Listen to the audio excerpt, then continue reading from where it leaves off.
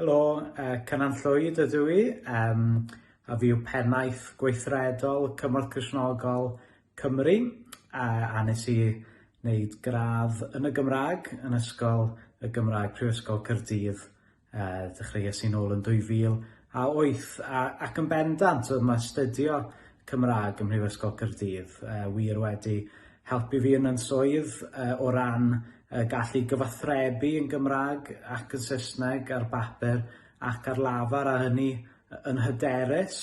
Hefyd wedyn ni, oedd wneud gradd doethur yn Ysgol y Gymraeg Prifysgol Caerdydd yn golygu bod fi'n berson lot fwy trefnus a cydwybodol erbyn hyn ym fy ngwaith.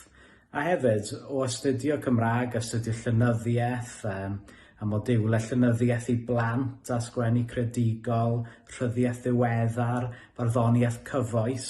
Hynny di enyn brwdfrydedd, a wedi roed yr hyder i fi fynd ati i gyhoeddi 2 nofel i oedolion ifanc hyd yn hyn. Felly, yn bendant, astudio Cymraeg yn Ysgol y Gymraeg wedi bod o fudd aruthrol i fi hyd yn hyn.